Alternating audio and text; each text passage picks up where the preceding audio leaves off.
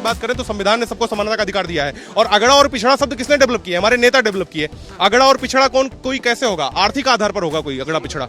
अगर आप करोड़पति हैं भाई साहब, आप मैं बताता हूँ, नरेंद्र मोदी जी हमारे बताते हैं 3 बार के प्रधानमंत्री, 4 बार के मुख्यमंत्री रह चुके, उन्होंने बताया कि मैं अति पिछड़े समाज से आता हूँ। आप सोचिए क्या प्रधानमंत्री के बराबर की हैसियत है किसी सवर्ण की, किसी ब्राह्मण की, किसी क्षत्रिय की?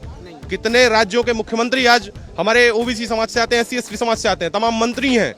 क्या आप उनके बराबरी कर सकते हैं? कि आप चिराग पासवान को जो व्यवस्थाएं मिली हैं, आप मान लीजिए सवर्ण है, मैं सवर्ण हूं, मेरे पास वो व्यवस्थाएं नहीं है, मैं हेलीकॉप्टर में नहीं चलता हूं, मैं फॉर्च्यूनर गाड़ी में नहीं टहलता हूं, तो कैसे हम वो बराबर हैं? लेकिन हमको माना गया है कि ये भैया बाहुबली हैं, ये बहुत बड़ा, इन्होंने हजारों करोड़ कमा के बैठे हुए हैं। चूंकि सवर्ण समाज हमेशा धर्म के पक्षधर रहा है, धर्म को 1 in a million केस गिनवा रहे हैं आप। विपक्ष का यही कहना है कि 1 in a million केसेस हैं ये, अधिकतर तो हम ही है ना बैठे। नहीं, आप अधिकतर बैठे हुए हैं, कहाँ बैठे हुए हैं आपको पता है मेडिकल में 4 टियर का रिजर्वेशन है भाई साहब। पहले समझाइएगा। 4 टियर का रिजर्वेशन में आप ये समझिए कि पहले आपको एंट्रेंस एग्जाम देते समय आपको रिजर्वेशन मिलेगा, आपको कोई फीस नहीं देनी, भले आप सांसद विधायक के बेटे हो, नेता मंत्री के बेटे हो, IAS IPS के बेटे हो, आपको कोई फीस नहीं देनी है। वहीं पर एक 200 रुपए की दिहाड़ी मजदूरी करने वाला सवर्ण, उसको 1000 रुपए सीटेट का फॉर्म भरना है तो उसको फीस देनी है।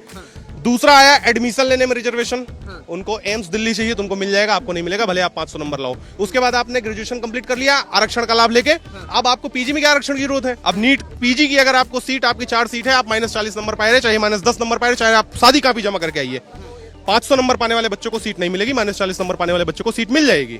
उसके बाद जब ये मिल गया तो उसके बाद नौकरी में जब आपको मान लीजिए आप आगरा के रहने वाले हैं, आप मथुरा के रहने वाले हैं, आप लखनऊ के रहने वाले, तो आपको लखनऊ सीट चाहिए तो उसमें भी आपको रिजर्वेशन मिलेगा, आपको फर्स्ट प्रायोरिटी दी जाएगी।